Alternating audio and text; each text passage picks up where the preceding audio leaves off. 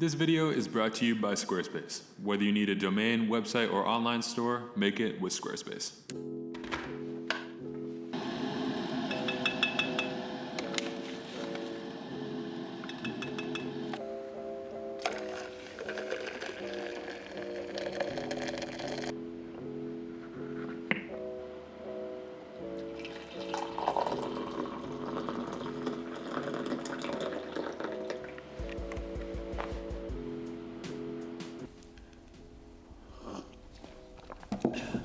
A little strong. I'll try that again next time. But anyways, what's going on, everyone? Welcome to a new YouTube video. Today we are in Queenstown, New Zealand, out of all places, in this beautiful Airbnb that we decided to rent for a couple days.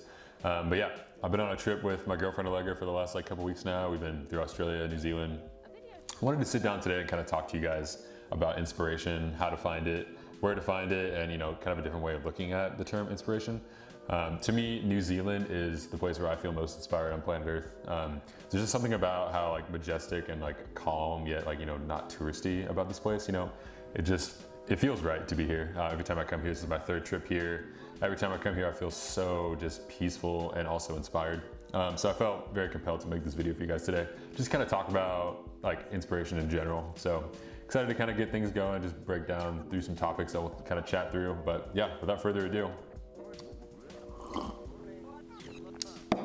let's get to it. All right, so before we kind of get things going, I want to preface this by saying I get tons of messages every day across all my different various platforms from all of you guys about tons of different things, but by far and large, the most common message that I get is something along the lines of, I'm burnt out, I'm uninspired, I don't like photography anymore, photography isn't interesting to me anymore, whatever that is, whatever it may be. I think today's day and age, more people are becoming photographers than ever before. It's such a popular thing to do now, which is awesome. Myself included, I love photography. It's amazing. I'm so excited that so many people are excited to be taking pictures as well. But it's also pretty difficult because you're seeing the same things over and over again on social media. You're getting sucked in, you're following trends as everyone else is, and that doesn't really create a culture of inspiration. To me, that creates a culture of just everyone copying each other, which really isn't that exciting, and it doesn't really cultivate inspiration whatsoever. So I just kind of want to preface it by saying that, I think in today's age, it's so different than photography has been in the past, especially with social media.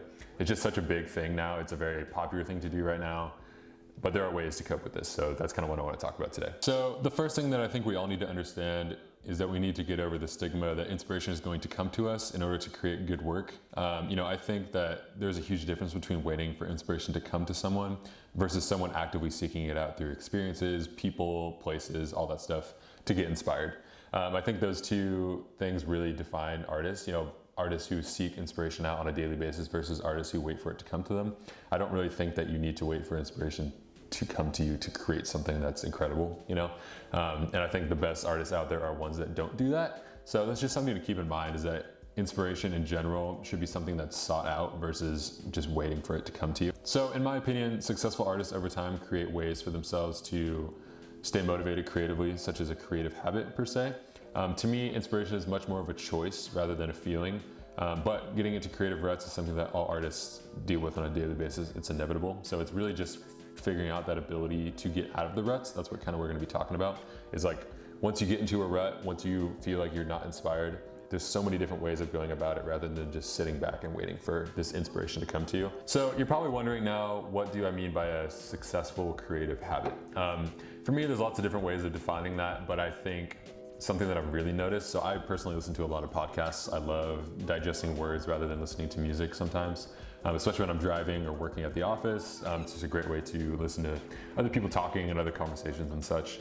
But one thing I noticed when they interview photographers is, by far and large, almost every photographer talks about how important it is to have an activity or a hobby outside of what you do for a living. May that be something creative or something not creative, whatever it is. I obviously think it's integral to your success and, more importantly, your happiness as a creative professional. Having that go-to activity, just something that you can go to take a break from your work, to get your mind off of things, is so important. And for me, basketball is a big thing for me. I love, whether it's going to an NBA game with some friends, watching it on TV, making some food, or even going playing a pickup game in my local neighborhood. Anything to get my mind off of things. Usually basketball is a great way to do that for me, especially during the NBA season. I love watching NBA games, and I think it's just a great way to get my mind off of things. I'll turn my phone off, just watch an NBA game with some friends. and it really just lets my mind relax. And then after I'm done, what do you know? I'm excited to go do my work because I've taken a break. And you should have a couple of these things that you really enjoy doing. Maybe you love like going on hikes. Maybe you love going for runs and working out. Maybe you love cooking food. Just something to get your mind off of what you're doing for a living. Your whole life can't be your work. And I realize that's funny coming from someone like me who probably, you guys are like, well, he works all the time. And I do.